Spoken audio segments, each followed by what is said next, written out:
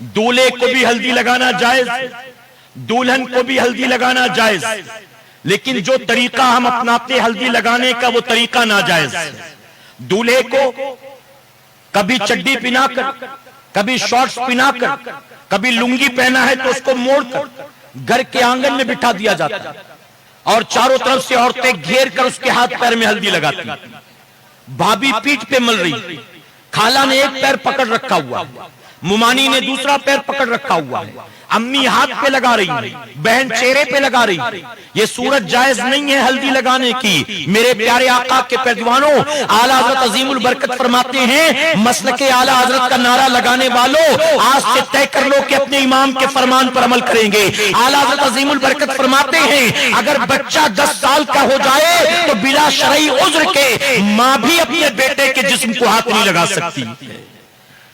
बिला शरई उज्र के 10 साल का बेटा हो तो मां उसके जिस्म को हाथ नहीं लगा सकती।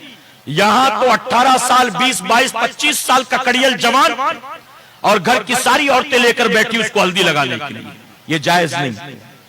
मर्दों को, दूल्हे को हल्दी लगाई जाए तो जीनत की नियत से नहीं, बल्कि इस नियत से कि जिस्म इसका साफ हो जाएगा, जिसमें खुशबू पैदा हो जाएगी, जरासीम दूर हो जाएंगे। इस नियत से हल्दी लगाना जायज। दुल्हन को हल्दी जीनत की नियत से लगाना जायज। मर्द के लिए जीनत हराम, औरत के लिए जायज। औरत को लगाएं कि रंग खिल जाएगा, जिस्म से खुशबू आएगी, जरासीम भी दूर होंगे, चेहरा अच्छा नजर आएगा, इस नियत से दुरुस्त। लेकिन जो औरतों को भी, दुल्हन को भी लगाने का तरीका वो दुरुस्त नहीं कि उसको भी बिठा दिया जाता है पैर खोलकर, पीठ खोलकर, पेट खोलकर, माज़अल्लाह ये जायज नहीं। लड़की के चेहरे पर लगा दो, हाथ में लगा दें, लेकिन उसके पैर वगैरह में वो लड़की खुद अपने हाथों से लगा ले। पेट में, पीठ में लगाना है, जहां तक लगा सकती खुद अपने हाथ से लगा ले, लेकिन सारी औरतें उसको बरहना करके बिठाएं माज़अल्लाह और फिर हल्दी लगाएं कि आज हल्दी की रस्म है, ये सूरत जायज नहीं। मेहंदी की बात की जाए तो मेहंदी दूल्हे को लगाना जायज नहीं। दुल्हन को इजाजत है, दुल्हन मेहंदी लगा सकती, लेकिन दूल्हा न एक हाथ में, न छोटा सा गोला, न अपने नाम का अल्फाबेट, कुछ नहीं, न छोटी सी उंगली में। बाज दूल्हों को हमने देखा मना करने के बाद भी लगी हुई। मैंने कहा यार क्यों लगाया? तो कहता है मैं सो गया था, रात को भाभी ने लगा दिया। तो मैंने कहा फिर सुबह कह देता कि मैं शादी नहीं करूंगा, जाओ। सुबह कह देता, इस वक्त तो तेरे मोहताज थे ना। सोने का अगर डर था कि सोऊंगा तो आपा लगा देगी, भाभी लगा देगी, अम्मी लगा देगी, बजिद थे कि ठीक है सो जा तो लगा देंगे, तो सोने से पहले कह देता किसी ने मेहंदी लगाई है तो निकाह सुबह पढ़ूंगा ही नहीं, क्योंकि आखिरकार काजी साहब मुझसे कहेंगे ना कबूल है, बोलो कबूल है कि नहीं, मुझसे ही कहना है, तो मैं उस वक्त मना कर दूंगा, मैं नहीं करूंगा अगर तुमने मेहंदी लगा दी। फिर किसी की हिम्मत होगी लगाने की? मेहंदी लगाना मर्द के लिए हाथ पैर में हराम।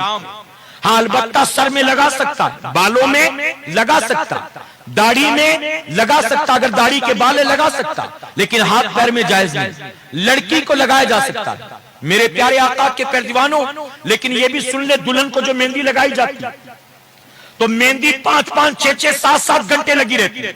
जोहर भी कजा, असर भी कजा, मगरिब भी कजा, ईशा भी कजा, यानी एक एक करके नमाजें कुर्बान मेहंदी के चक्कर में। जब सुबह दुल्हन बनकर आती है तो अड़ोस पड़ोस की औरतें कहती मेहंदी का रंग तो बहुत खिला, इसकी सास इसको बहुत चाहेगी, इसका आदमी इसको बहुत चाहेगा, मेहंदी का रंग बहुत खिला।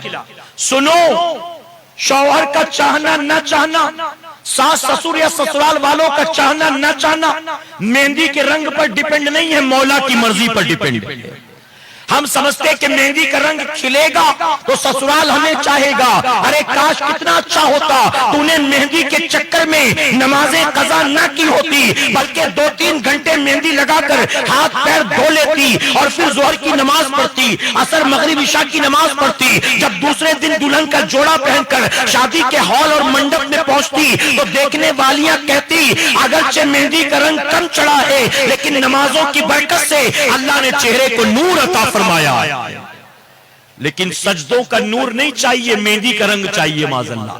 ये हमारा और आपका हाल है। अल्लाह